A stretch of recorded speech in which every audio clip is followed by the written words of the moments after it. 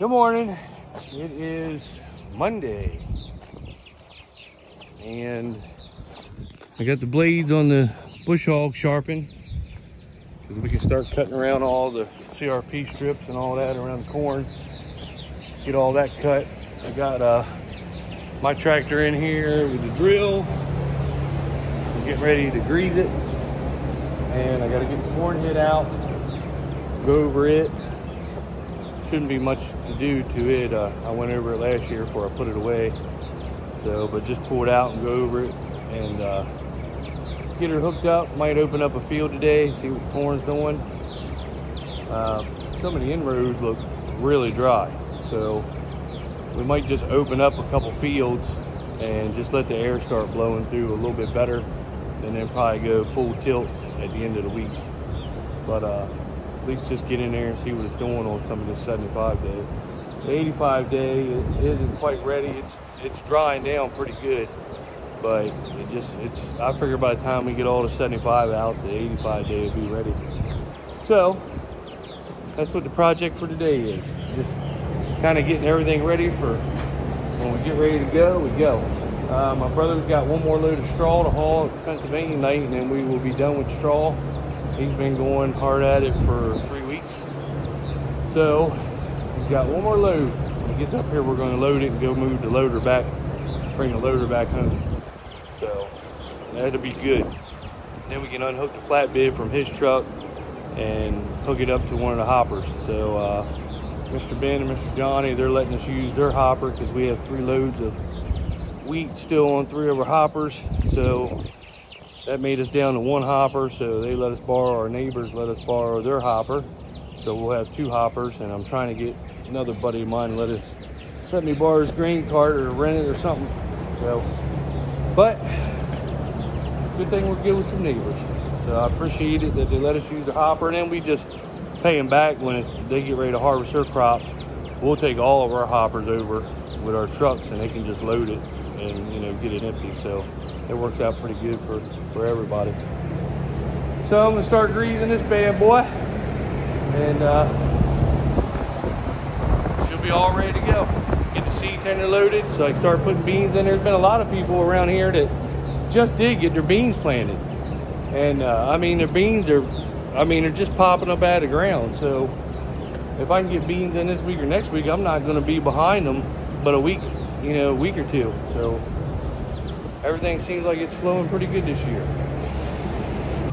All right, so I'm gonna start greasing it. I found the easiest way to grease this thing is just use the ladder and do the fold up things, and then just take a creeper and buzz through this. I don't have enough room in here to unfold it, but even if you did, it's so awkward underneath of her because the rungs are so tight together for the creeper, that it's better just to walk up the ladder and hit. She's got a grease fitting right here and right here on each one. That's the only downside of this drill, is greasing it. I wish they had a stationary grease self-greaser and they had the tubes that run each grease fitting, because you'll spend an hour and a half just trying to grease this thing.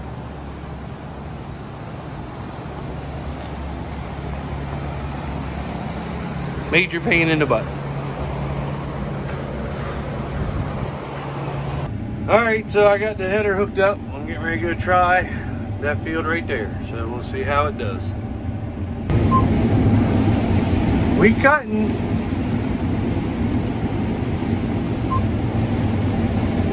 Just getting started.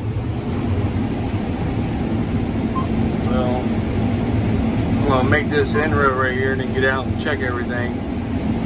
See how everything looks. I did 2 inroads, this will be the 3rd so far. See how it looks.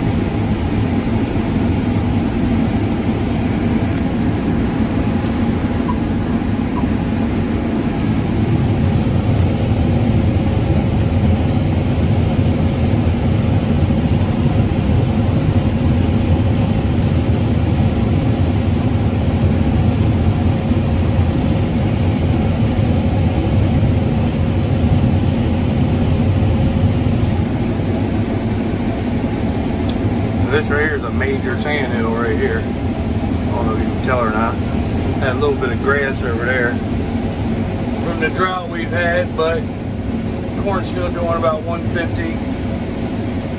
I'm hitting like 160, 170, but a lot of this is sand, but hopefully we fix that next year with irrigation.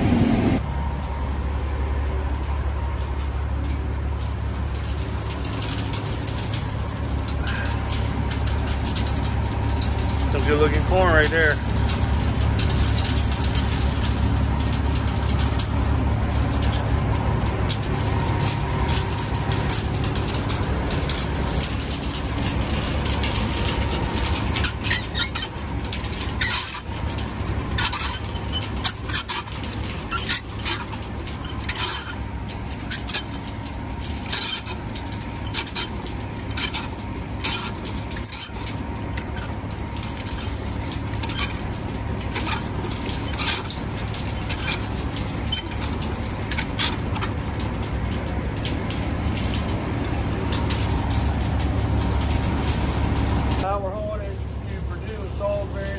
They need corn bad, so they wanted all of my early corn, so worked out pretty good.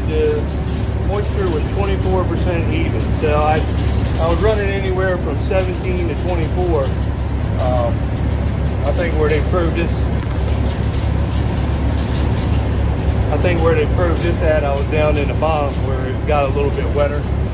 So, but I'm gonna go back and open up. I got 2 other fields I'm gonna open up and get another load on and let it sit for a couple of days, let the air blow through it, being I got the inroads off. Like I said, if I can get it 2021, I'm rolling with it. So, it looks good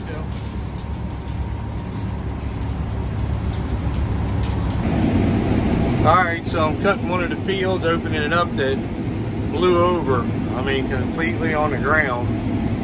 And it's not doing too bad. I mean, we're lucky to even get anything off of this. So, I'll take it. That's the true yield right there of this corn. 75 day. I'm going to open it up. It's yielding good. I'm going to cut this load and be done for the night. Let the air blow through it because I got the inroads off. But it's not bad corn, considering if you saw the video, I don't know, 2 months ago when that tornado come through and it was all over the ground. I'll take it. 75 day corn is doing pretty daggone good. You got your good spots and your bad spots. I'll be over 200 in some spots and 150 in other spots. So that's it right there. That's the yield. And I'm happy with it, especially when we've hardly had any rain this year. We've gone 3-4 weeks without rain, so I'll take that yield any day of the week.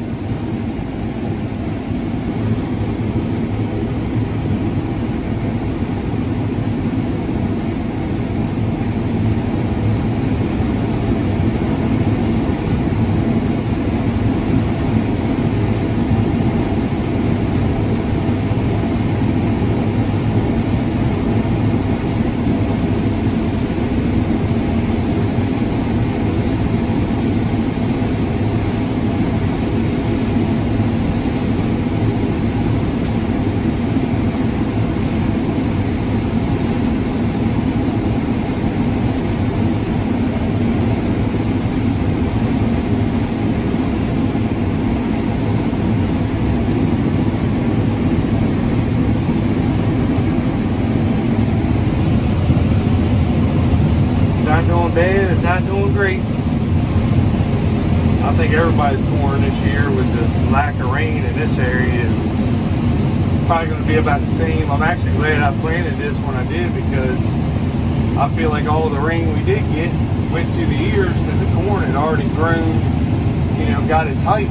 So I don't even know what the late season corn is going to look like. I mean, I planted mine early, but a lot of people planted it late. And the little bit of rain that we were getting was just making their stalk grow. It wasn't even going towards the ear like mine was, so who knows.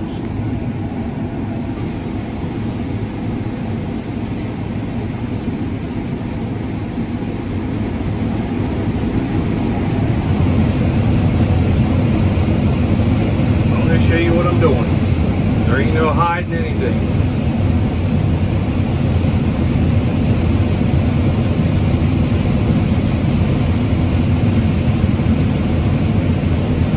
Non-irrigated 75-day corn. Now if we had irrigation, it would be way better because we didn't get no rain whatsoever.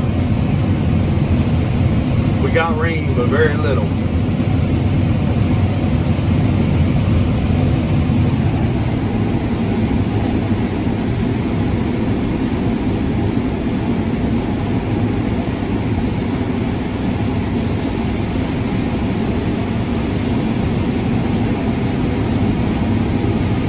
Right here beside the runway where I've been showing you all the corn for ever since I planted it. So I think it's doing fairly well. This is a sandhill field, so I think for a sandhill field it's still doing pretty good. Like I said, you got your sandy spots and your good spots. That's what it's doing.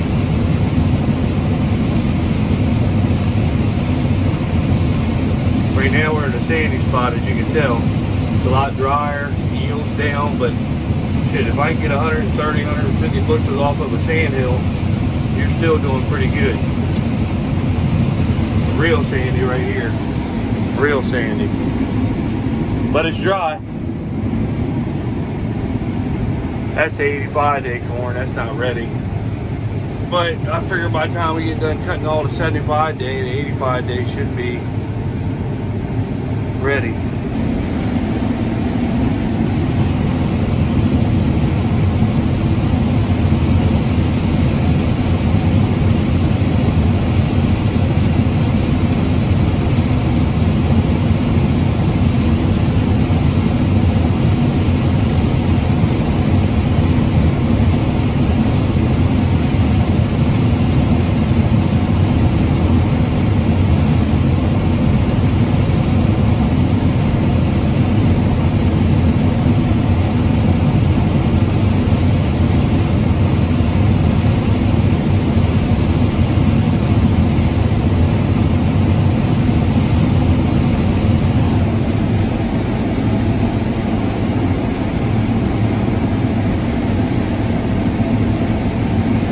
Just about full.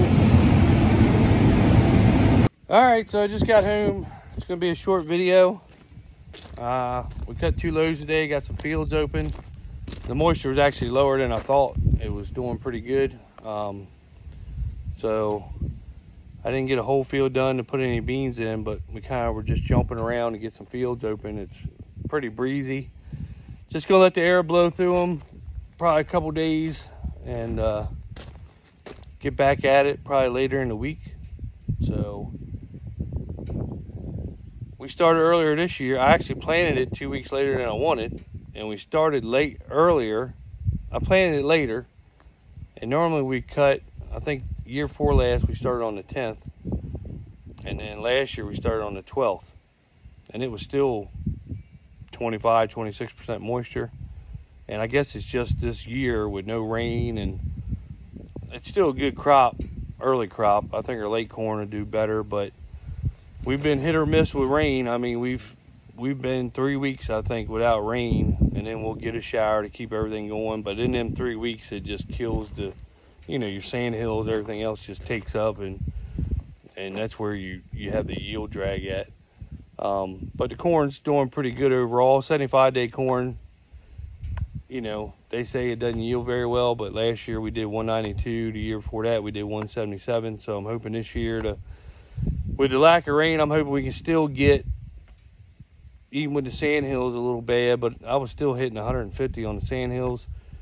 So hoping we can still hit that 190, 200 mark. If not, if I can get close to it, 170, 180, you got to be happy with the lack of rain we've had.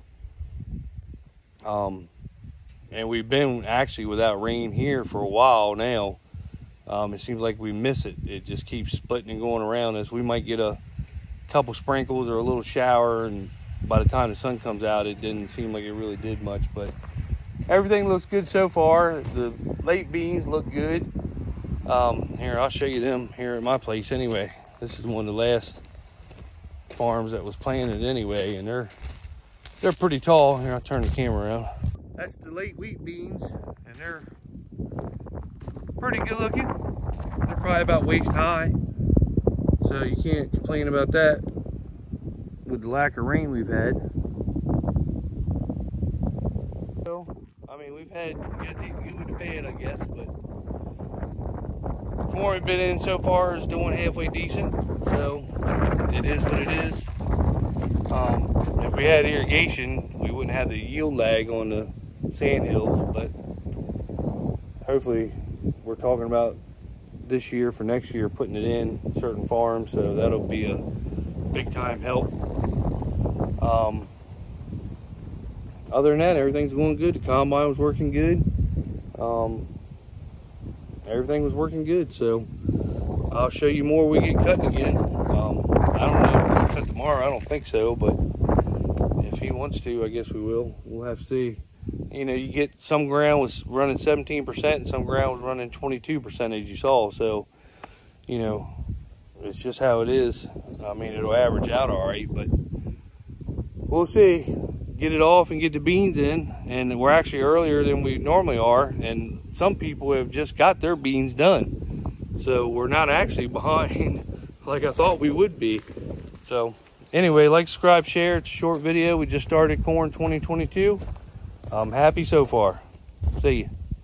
The world is changing. The world up until this point was based on freedom. How they advertised you to be a good slave was they would give you some freedom. And when I say slave, I use that word particularly because a slave used to work his ass off and he would get food and a house in return. And 99% of people out here, my friend, are working their asses off. They can buy food and a house. That's it. Most people are still slaves. So most people who are slaves, they would tell you you're going to be a slave, but you'll be free at least. You know, you can do what you want. You can think what you want. You can say what you want. You can walk around outside, look at the trees. You're a slave, but you're free. Freedom, freedom, freedom. And what happened when they did this, something changed. The internet came. People started to talk. People started to think. People started to realize how money's made. People started to realize it's all a scam. People started to realize that countries are in massive debt because people are in massive debt and there's no way to escape. Cryptocurrency was invented. Now you have Bitcoin, which is surpassing the global reserve currency. We don't need banks anymore. We don't need the IMF anymore. People are starting to talk. People have elected Trump, a man who's not bought and controlled by the establishment. People are starting to actually get their minds right. So the people in charge are like, oh, fuck. We're losing control. We no longer control the money. We no longer control who's in charge of each country. Oh, fuck, we've got to put an end to this. We can no longer base our societies on freedom. We must base our societies on safety. You can't think for yourself. We can't put these videos on YouTube because it's fake news and it's dangerous. You can't go outside because the virus and it's dangerous. You can't travel in between countries without that injection because it's dangerous. This is no longer about freedom, my friends. This is about your safety. They're going to take all your freedom away, and instead they're going to give you a nice big helping of safety. And you're going to take it and go, oh, at least I'm safe. You were safer before. You were safer before, because now the government can arrest you for saying something they don't like. Because now you're spreading fake news. You were safer when you could have an opinion. You were safer before all this shit. They're going to take all your freedom away and give you safety, and you're going to be less safe than you've ever been. And you're still